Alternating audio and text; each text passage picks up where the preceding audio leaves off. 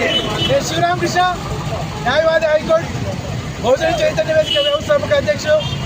ఈరోజు బహుజన చైతన్య వేదిక ఆధ్వర్యంలో మరి పెనుగొండ పట్టణంలో అంబేద్కర్ విగ్రహం దగ్గర మరి నిన్నటి రోజు ఏదైతే మరి భారతదేశ అత్యున్నత న్యాయస్థానమైన మరి ప్రధాన న్యాయమూర్తిపై రాజేష్ కిషోర్ అనే ఒక ఉన్మాది కుల దురాంచారుడు మరి ఒక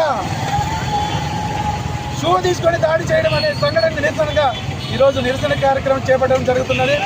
మరి నిజంగా భారతదేశ అత్యున్నత న్యాయస్థానంలో జరిగిన ఈ దాడిని మరి న్యాయమూర్తిపై జరిగిన దాడిగా కాకుండా భారతదేశ సమైక్యతపై జరిగిన దాడిగా, భారతదేశ సార్వభౌమాధికారంపై జరిగిన దాడిగా, మరి భారత రాజ్యాంగంపై జరిగిన దాడిగా మేము ఈరోజు భావిస్తున్నాం. నిజంగా ఇది దురదృష్టకరమైన సంఘటన. మరి ఇటువంటి దుర్మార్గంలో మరి ఏదైతే సీజేపై జరిగిన దాడికి